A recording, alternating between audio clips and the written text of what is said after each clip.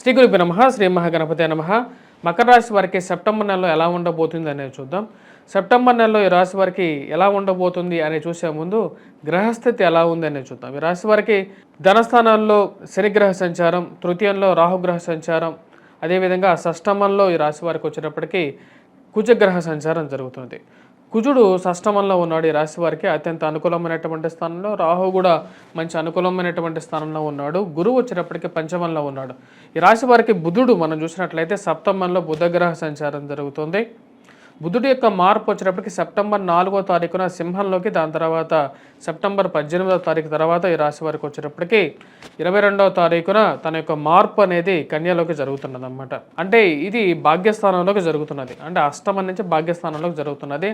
అష్టమంలోకి ఈ రాశి వారికి వచ్చేటప్పటికి రవి యొక్క సంచారం, ఏదైతే సింహంలో ఉన్న రవి యొక్క సంచారం అనేది, సింహంలో రవిగ్రహ సంచారం స్వస్థానంలో జరుగుతున్నది.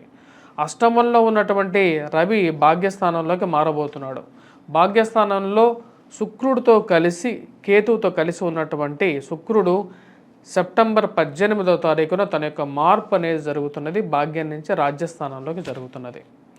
ఇటువంటి గ్రహస్థితి రాబోతున్నటువంటి రోజుల్లో, అంటే సెప్టెంబర్ నెలలో ఎలాంటి ఫలితం ఇవ్వబోతుంది అని చూద్దాం.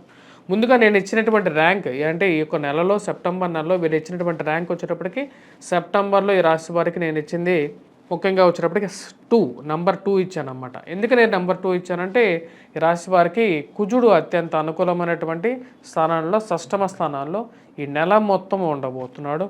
సప్తమంలో బుధుడి యొక్క మార్పు కూడా కొంచెం అనుకూలమైనటువంటి ఫలితం ఇవ్వబోతుంది. అదేవిధంగా మొదటి 18 రోజులు శుక్రుడు కూడా అనుకూలమైనటువంటి స్థానంలో, భాగ్యస్థానంలో కేతువుతో కలిసి ఉన్నందువలన వీరికి ఇవ్వడం జరిగిందనమాట. ఇటు రాశి వారికి ఎటువంటి ఫలితాలు రాబోతున్నాయి అనేది చూద్దాం. ఈ రాశి వారికి వచ్చేటప్పటికి ఉద్యోగరీత్యా, వ్యాపార రీత్యా కొంచెం అనుకూలమైనటువంటి ఫలితాలు పొందగలుగుతారు. ఫైనాన్షియల్ వృద్ధి, అంటే డబ్బు సంబంధితమైనటువంటి వృద్ధి అనేది పొందగలుగుతారు. ఉద్యోగ సంబంధితమైన విషయాల్లో చేసేటువంటి ప్రయత్నాల్లో అనుకూలమైనటువంటి ఫలితాలు పొందగలుగుతారు. భాతృ వృద్ధి అనేది ఉంటుంది, భాతృ సహాయం ఉంటుంది. అంటే వీళ్ళ బ్రదర్స్ ఎవరైతే ఉన్నారో వారి వల్ల వీరికి కొంచెం సహాయాన్ని పొందగలుగుతారు.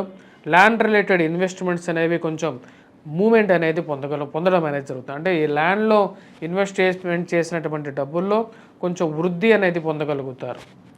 అదేవిధంగా పెట్రోకెమికల్, ఫార్మాస్యూటికల్ ఇండస్ట్రీస్లో అనుకూలత అనేది ఉంటుంది.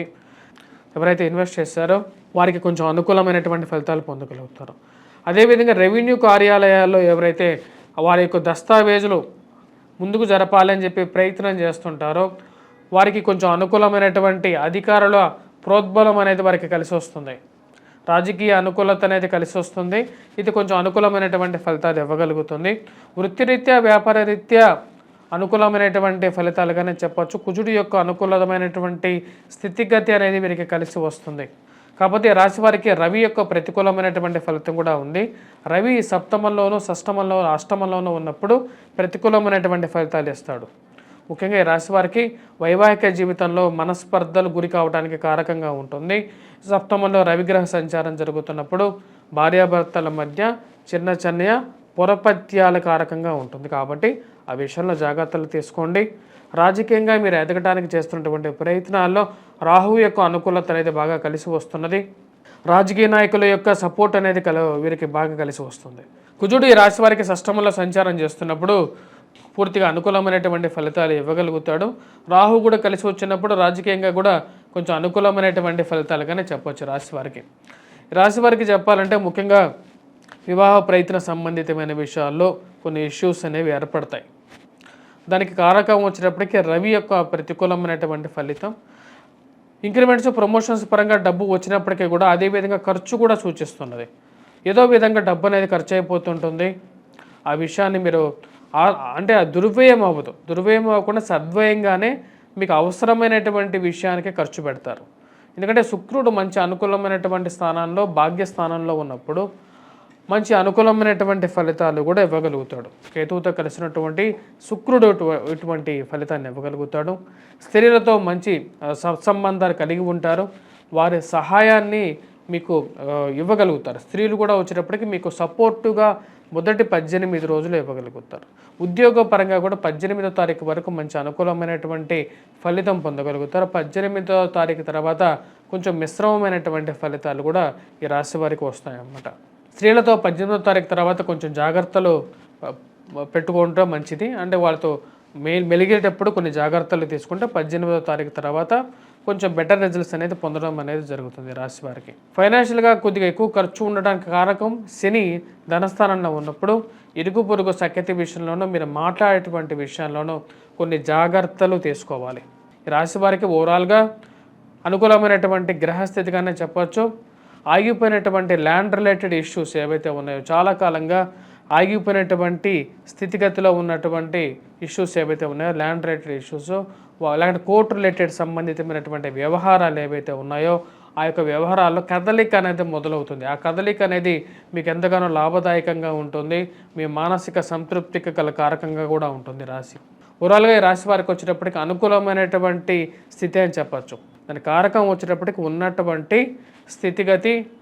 మరియు అదేవిధంగా విద్యార్థులకు ఎలా ఉంది ఈ యొక్క నెల రోజులు అనేది చూద్దాం. విద్యార్థులకి అనుకూలమైనటువంటి కాలంగానే చెప్పచ్చు. ముఖ్యంగా వచ్చేటప్పటికి గురువు యొక్క అనుకూలత అనేది బాగా కలిసి వస్తున్నది. అదేవిధంగా కుజుడు కూడా షష్టమంలో అనుకూలమైనటువంటి స్థానంలో ఉన్నారు. ఎవరైతే groups, civils, prelims exams prepare అవుతున్నారో, యూపీఎస్సీ ఎగ్జామ్స్ ప్రిపేర్ అవుతున్నారో వారికి అనుకూలంగా ఉంటుంది.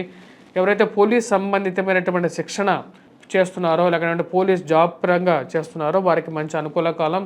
కుజుడు వారికి బాగా సహాయకారకంగా ఉంటాడు కాబట్టి వారికి ఎవరైతే ఈ యొక్క పోలీస్ కానీ లేకుండా ఉంటే మిలిటరీ రిలేటెడ్ జాబ్స్ కానీ చేసేటువంటి వారు, పెట్రోకెమికల్, ఫార్మాస్యూటికల్ రంగంలో పనిచేస్తున్నటువంటి వారికి సమయం బాగుందన్నమాట.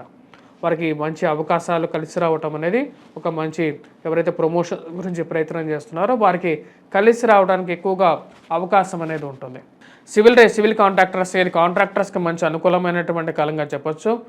స్ట్రక్ అయిపోయినటువంటి డబ్బులో కొంచెం కదలిక అనేది మీరు ఎలాగైనా సరే వాటిని తెచ్చుకోవాలని చెప్పి రాజకీయ రంగంలో ఉన్నటువంటి వారితో ఒక సంబంధాన్ని ఏర్పరచుకొని మూమెంట్ చేసుకోవాలనుకుంటారు. వాటిలో కొంచెం కదలిక అనేది రావడం జరుగుతుందన్నమాట. అది మానసిక ఆనందానికి గల కారకంగా ఉంటుంది. మరియు విదేశాన ప్రయత్న సంబంధితమైన విషయాల్లో కొంచెం మిశ్రమమైనటువంటి ఫలితాలుగానే ఉంటుంది. దూర ప్రాంత ప్రయాణం చేసి అక్కడ విద్య చదువుకోవాలనుకున్నటువంటి వారికి కొంచెం మిశ్రమంగా ఉంటుంది.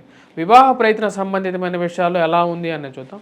వివాహ ప్రయత్న సంబంధితమైన విషయాల్లో మొదటి 15 రోజులు వీరికి కొంచెం అనుకూలంగా ఉంటుంది. 18 రోజులు. దానికి ముఖ్య కారణం వచ్చేటప్పటికి శుక్రుడు భాగ్యస్థానంలో ఉన్నప్పుడు కొంచెం లక్ ఫ్యాక్టర్ అనేది వివాహ ప్రయత్నాల్లో కొంచెం మూమెంట్ అనేది జరుగుతుంది. రాశి వారికి గురువు యొక్క అనుకూలత అనేది లాభదాయకంగా ఉన్నప్పుడే వివాహం చేసుకోవాలి. సంతాన సంబంధితమైన విషయాల్లో కూడా అనుకూలమైనటువంటి ఫలితం పొందగలుగుతారు. గురువు యొక్క మంచి స్థానంలో ఉన్నప్పుడు సంతాన యోగ్యత అనేది కూడా పొందడం అనేది జరుగుతుంది స్త్రీలకి ముఖ్యంగా. ఈ యొక్క రాశివారు ఈ యొక్క నెలలో, ఎందుకంటే శ్రావణ మాసంలో వీరు ఎటువంటి పరిహారాలు చేసుకోవాలి అనేది కూడా చూద్దాం. ముఖ్యంగా ఈ రాశి వారికి వివాహ ప్రయత్నాలు చేస్తున్నటువంటి వారు మరియు వివాహ జీవితం అనుభవిస్తున్నటువంటి వారు ముఖ్యంగా వచ్చేటప్పటికి వారు ఎరుపు, తెలుపు పూలతో అమ్మవారిని, దేవిని పూజించినట్లయితే వారి అనుకున్నటువంటి ఫలితం పొందగలుగుతారు. మరియు సంతానం విషయం గురించి ప్రయత్నం చేస్తున్నటువంటి వారు ముఖ్యంగా వచ్చినప్పటికీ శని యొక్క ప్రభావాన్ని అనుభవిస్తున్నటువంటి వారు విష్ణుక్రాంతి పూలతోనూ, శంఖ పుష్పాలతోనూ వెంకటేశ్వరుణ్ణి పూజించాలి. అదేవిధంగా అమ్మవారిని పూజించాలి. వాటితో పాటు ఈ రాశివారు పూజ కార్యక్రమం చేసేటప్పుడు, నివేదన కార్యక్రమం చేసేటప్పుడు కానీ దీపారాధన కంపల్సరీగా చేయాలి. రాత్రిపూట కూడా దీపారాధన ప్రతి ఇంట్లోనూ గుమ్మానికి ఇరువైపులా దీపారాధన చేసినట్లయితే అది ఆ ఇంటికి లక్ష్మీ కళను తీసుకొని వస్తుంది. మరియు పూర్తిగా ఆ యొక్క ఇంట్లో లక్ష్మీ తాండవిస్తుంది.